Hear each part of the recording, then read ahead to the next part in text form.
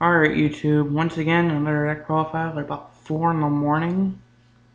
Yeah, I stay up late and then I get bored. I don't know why that is, but I really just don't like sleeping. Apparently. Anyway, this is a macro Monarch deck that I constructed on Dueling Network, a while ago. It's a lot of fun. It's not exactly 100, it's like, I would say this, like tier 1.5, 2.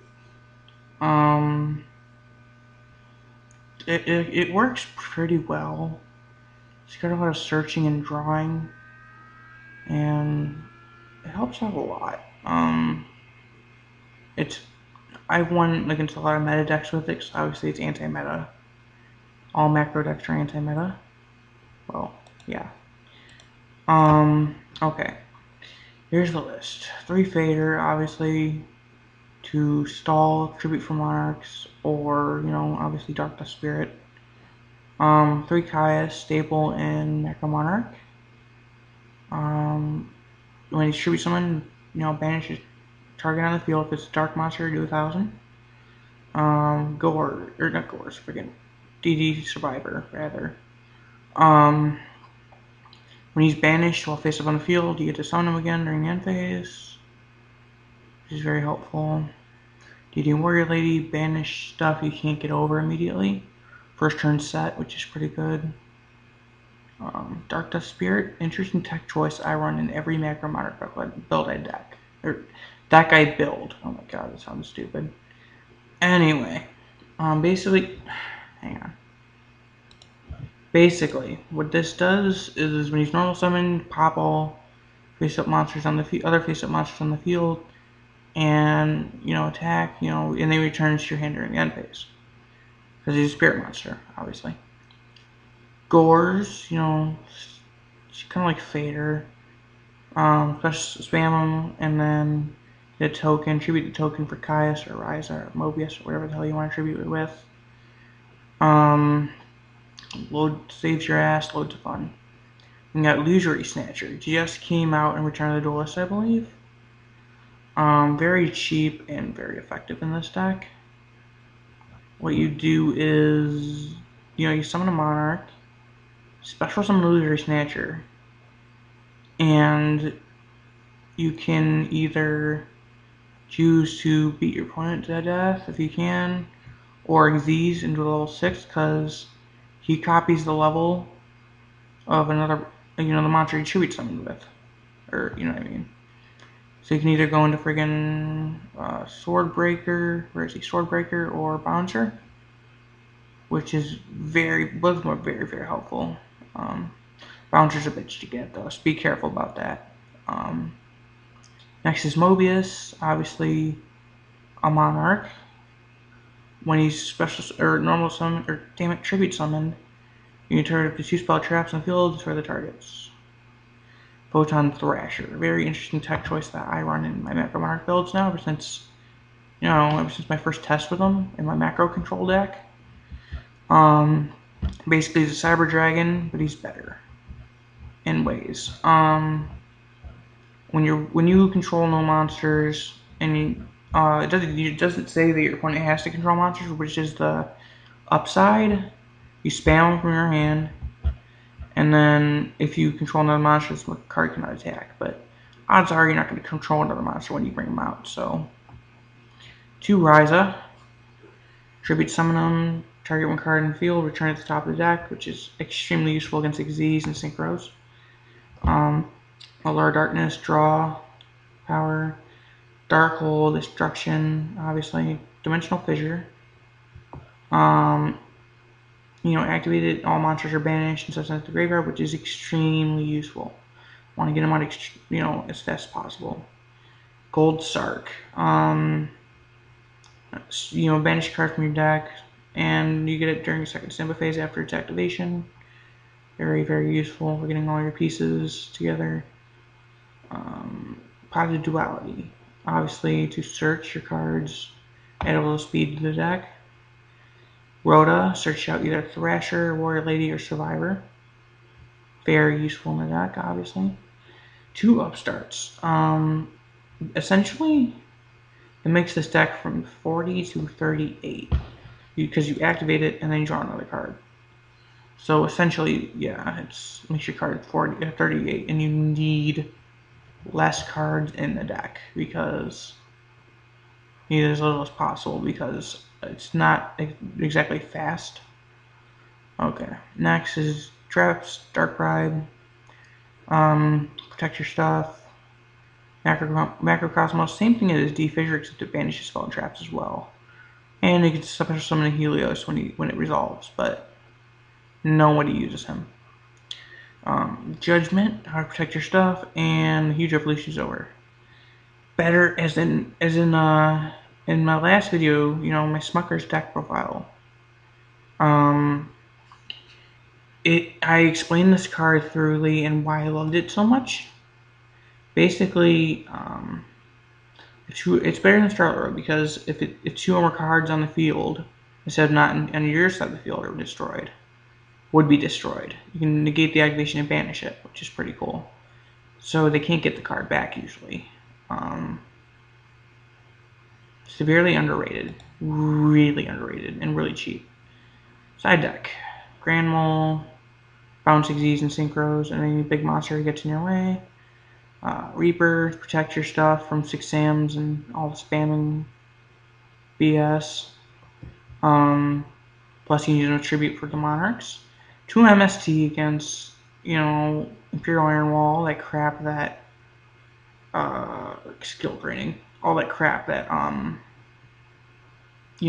stops the deck. Prohibition, for those decks that revolve around that one card, activate first turn, good game. They don't have any responses that, like MSTs or anything, they can't, Dust Tornadoes, whatever. System down, to shut down Machina, Karakuri, and Gear Gaias. And Light Imprisoning Mirror, stop heretics, or whatever they're called. Light Sworn, not that you have to worry about those, but it's very helpful.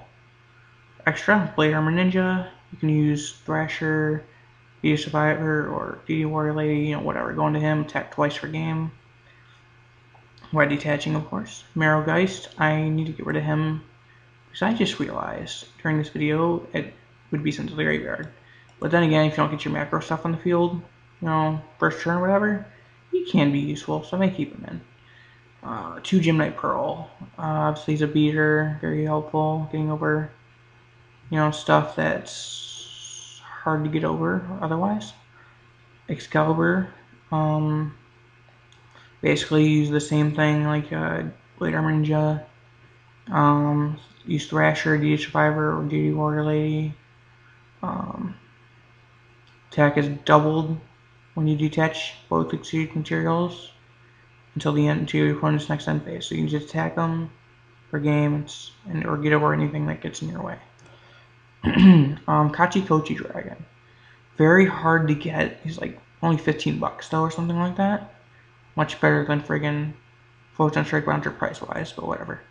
2 level 4s. When he destroys a monster of a battle. Oh, oops, and sends it to the graveyard. I did not realize that.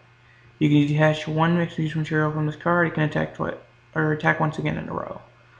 I mean, I guess it can be useful if first couple turns. Obviously, you don't want your monsters in the graveyard though, so I may just get rid of that. I'm not sure yet though. Maze Stroke, you know what he does. Basically, he's got protection for himself, and you can select one face-up attack for monster your opponent controls, changes based on defense position rather, by detaching one of its exceeds material. You can I think you can only use it once per turn. Yeah, it says here once per turn. So, okay. Utopia, protect yourself basically. That's about it. He's a beater, so very useful. Black Ship of Corn, very very hard card to get. I can't find it anywhere. Probably about on eBay, but I'm not sure. Basically, you can detach 1 exceeds material from this card and target 1 monster with your opponent controls with attack lesser than or equal to your opponent's cards, or to this card's rather. Send to the graveyard, and if you do, inflict 1,000 damage to your opponent. And it can attack the turn you activate the effect. You gotta be careful when using this card because it says send. It has to be sent to the graveyard. So use it only if you don't have Macrocosmos or Defissure on the field. And we got Utopia Ray. You know, if you get Utopia on the field and you're like low on life points, you get Utopia Ray, and you can use this effect and all that fun stuff. I was running Mind Control at one point, but I took it out because I did put in the Upstart Goblins for speed. Not sure how that's gonna work yet, but basically, yeah, use it with your Utopia unless you somehow get your opponents. Anyway. Papal Operative, he's the opposite of Maestroke, minus the protection ability, but also, when you flip the monster face up, it'll lose a 600 attack too, which is very useful. Strike Bouncer. He is a boss card, 27, 2000. Basically, when your opponent's monster's effect activates, once per turn, you can detach one material from this card, negate the effect, and if you do, inflict 1,000 damage to your opponent. Amazing in Zen mains and shit that you can't get over, basically. Swordbreaker, very interesting tech choice in a lot of different decks that I use. Like my Abnormal and Micro Monarch is usually what I usually play it in. Basically, it's a Cataster. You can detach, it's got 27 1000, which is pretty cool. You can detach one Xyz material from this card to declare one monster type. This card gains the following effect. At the start of the damage step, if this card battles a monster of that type that has been declared, destroy that monster. So, very useful. And then we got this Sigma. Once again, let's see. Forgot what he does. Takes 3 level 4s, which is a pain in the ass, but he can be useful. You can detach one Xyz material from this card and target one face-up monster. Attack position monster your opponent controls, equip that target to this card. If the target at the start of the damage step, if this card battles a monster whose attribute is the same as the equipped monster by this effect, destroy that monster. Essentially another Cataster, which is pretty cool. It's harder to get out. I don't know why it's so expensive though. I guess it's because he's basically another Cataster, but I don't think he should be that much because of his price. Well, that's the list. Feel free to net deck it, put it on DN, make your own version of it, or whatever. Rate, comment, subscribe. I really appreciate you guys watching the video, and yeah, thanks a lot. More to come. Stay frosty.